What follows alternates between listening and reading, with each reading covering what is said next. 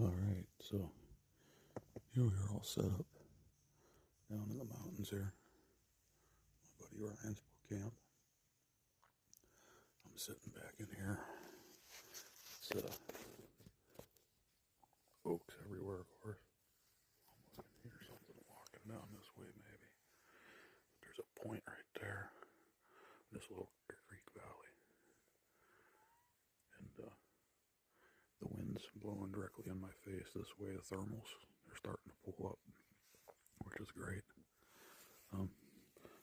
Out with this guy. Still itching to take something with this muzzleloader pistol. I had a group of does working towards me this morning, where first place I stopped. And I think they got kicked up by some guys back in on one of the roads. They're up above me. And they were just working my way slowly. They had calmed down once I hit the bottom.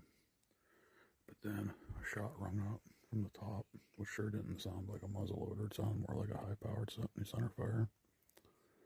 But with all the smokeless muzzleloaders we have nowadays, and the fact they use a large rifle primer, I guess I could see that.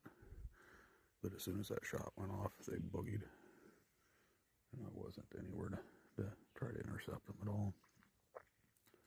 What I have found back here is there's a tremendous amount of buck sign. There are scrapes all over the place and rubs all over. So I think if this wind holds, I think I'm going to sneak back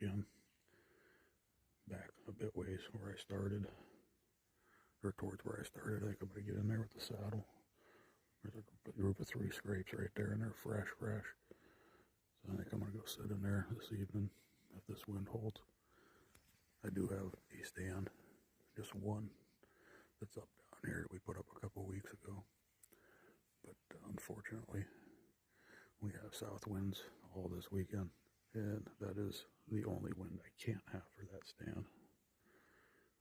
So the only thing is, maybe in the evening, when the temp drops and the thermal start pulling down, I'm at the crest of a ridge, and maybe it'll pull down the hill, most likely, and that would be alright.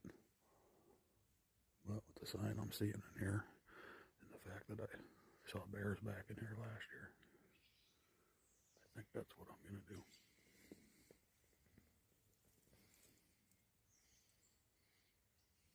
Just friggin' acorns everywhere this year, though. Makes it kind of tough.